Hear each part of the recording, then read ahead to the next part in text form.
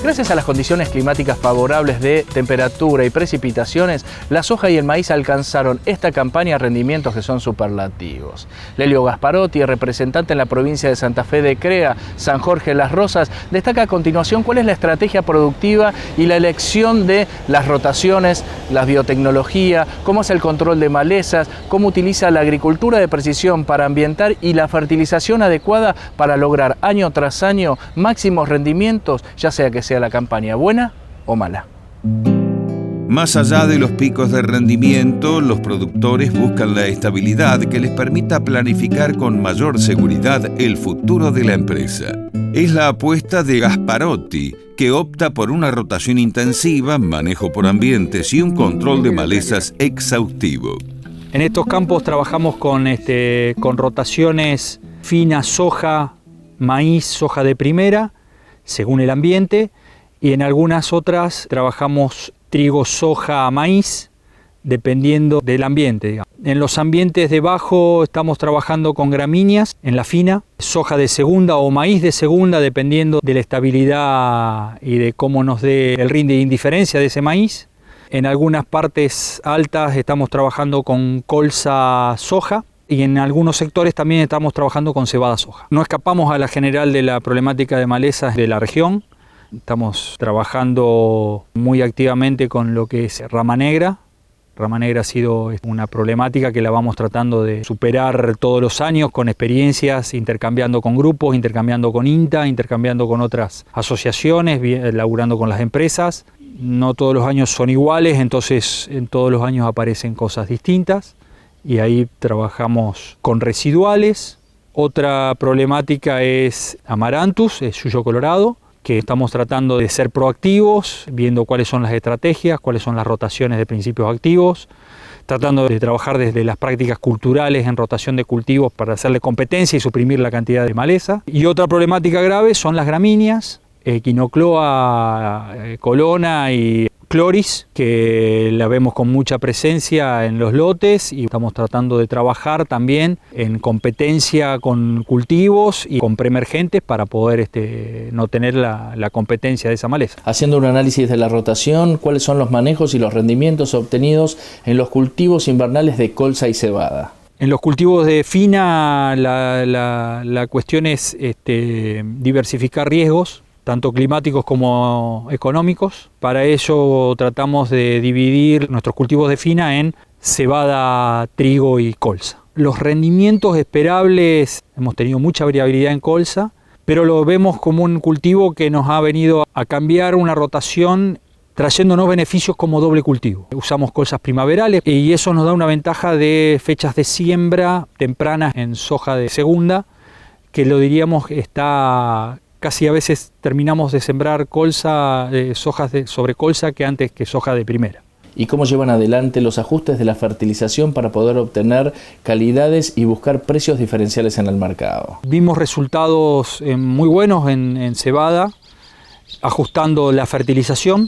Ahí jugamos mucho en ajustar la fertilización para no caernos de cebada cervecera y no irnos a cebada forrajera en los contratos, con rindes que deben andar en un promedio del quinquenio en 42, 43 quintales. En trigo dividimos nuestro trigo para también diversificar riesgos en trigos de ciclos largos y trigos de ciclos cortos.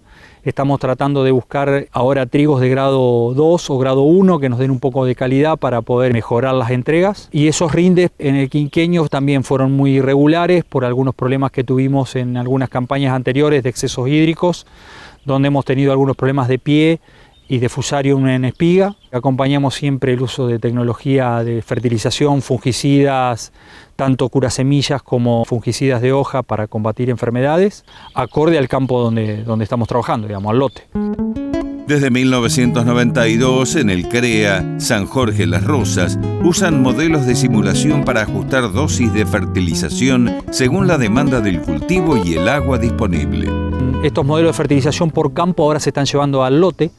Cada lote tratar de tener un modelo de fertilización, para eso hacemos franjas de fertilización, donde tratamos de retar al modelo, digamos, donde le ponemos altas dosis de fertilizante para ver si el modelo nos sigue respondiendo o se nos quiebra antes o sigue lineal. De cada lote hoy tenemos una idea bastante aproximada de cuál es el modelo de nitrógeno, digamos. Estos son lotes de 140 menos X, menos lo del suelo, digamos. Tenemos lotes de 110 menos X y tenemos lotes de 160 menos X. Son lotes que responden más a la fertilización, digamos. Suelos más profundos, con mejor drenaje, infiltración, que hacen que tengamos una entrega del agua que podamos aprovechar la fertilización. Y ahora en el trigo, ¿cómo están estimando la nutrición balanceada según la demanda que presenta el cultivo y el ambiente? En trigo trabajamos con una fertilización base que está dada por el N que tenemos en el suelo y después corregimos haciendo una medición en JBT en espiga 1 centímetro con jugo base del tallo, que es una metodología que trabajamos con el doctor Jorge González Montaner, donde tratamos de ajustar en base al agua en el suelo y los resultados de JBT si hay que refertilizar con Solmix. ¿Y cómo llevan adelante la selección de variedades y de densidades para poder potenciar cada uno de los ambientes? Con respecto a soja, también trabajada por ambientes. En los ambientes de mayor producción tratamos de ir con modelos de sojas A35, con una densidad de 280.000 plantas, con siembras de grupos 4 cortos a partir del 20 de octubre, donde tenemos que ser más defensivos en lotes de menor productividad o en las zonas donde sabemos que tenemos una restricción de suelo, vamos con sojas de grupos más del tipo llegando a 4 largos, casi 5, y con modelos A52, llevándolo a 260.000 plantas. ¿Cuáles son los nutrientes que están adicionando en las hojas de primera y segunda para respaldar los rendimientos de manera estable a lo largo de la rotación? En las hojas de primera trabajamos con la fertilización fosforada y azufrada, tratamos de combinar las dos, y en las hojas de segunda tratamos de meterle todo lo que podemos a trigo para captar después el remanente en soja de segunda.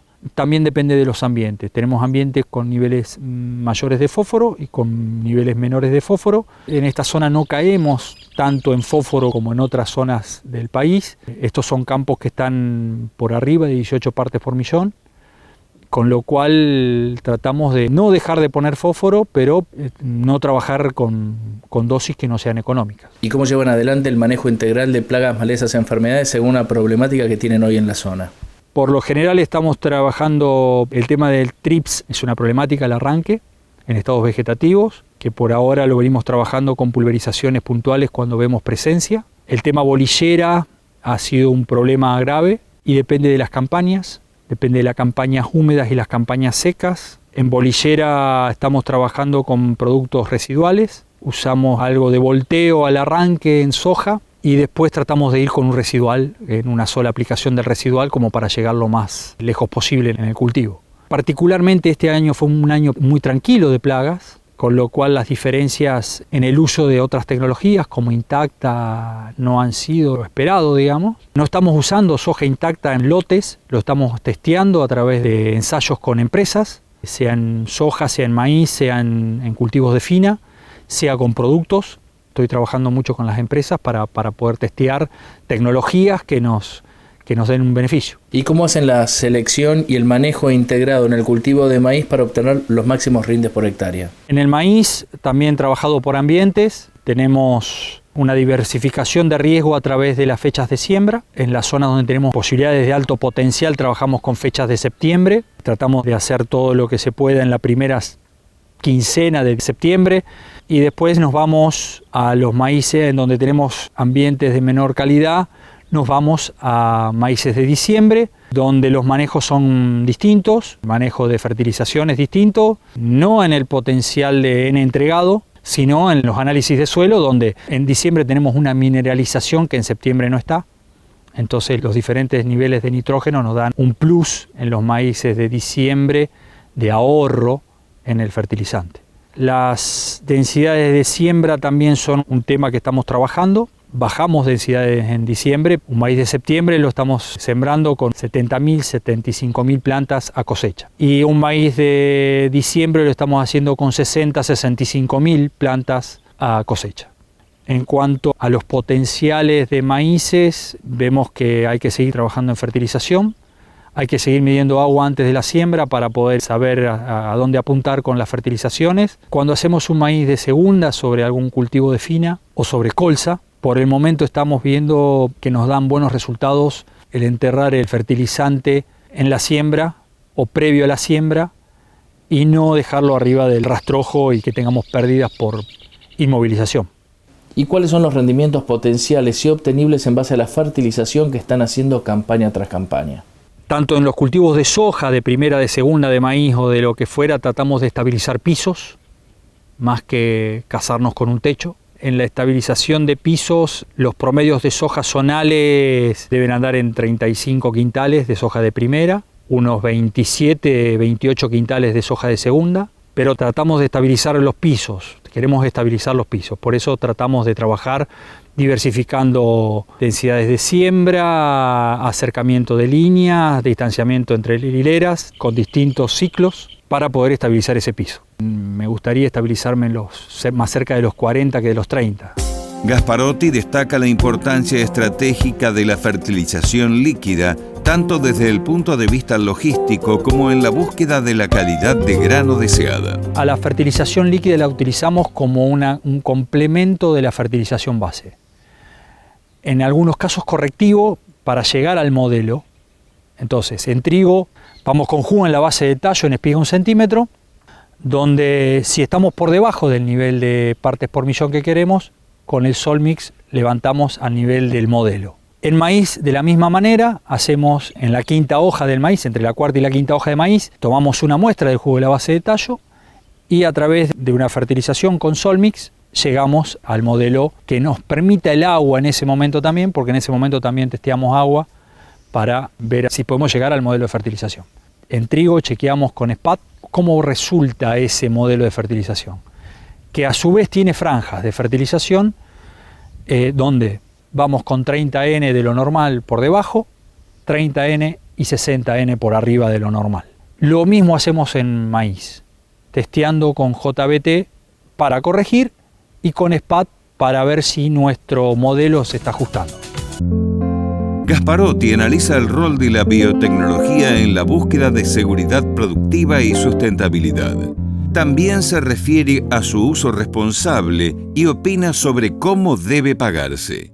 Soy un convencido de que la siembra directa es un beneficio y la siembra directa necesita de ciertas herramientas para seguir manteniéndola. Tenemos que seguir controlando erosión de suelos para poder conseguir mantener el nivel productivo del campo hacia el futuro, sabiendo que la problemática que tenemos del monocultivo no nos va a llevar tan lejos. Creo que la tecnología hay que pagarla y creo que desde las empresas tienen que buscar beneficios al productor que la paga. No soy de la idea de la persecución, sino que soy de la idea del que el productor que cumpla con ciertos requisitos del pago de regalías y del pago de uso de semilla fiscalizada tenga un premio más que al que no la usa un castigo. A las empresas la tecnología les cuesta mucho hacer, a nosotros nos cuesta mucho como productores y después tiene que haber un seguimiento de la empresa, un acompañamiento de las empresas al productor, a que se acompañe la tecnología y no se deje a libre albedrío el uso de ciertas herramientas.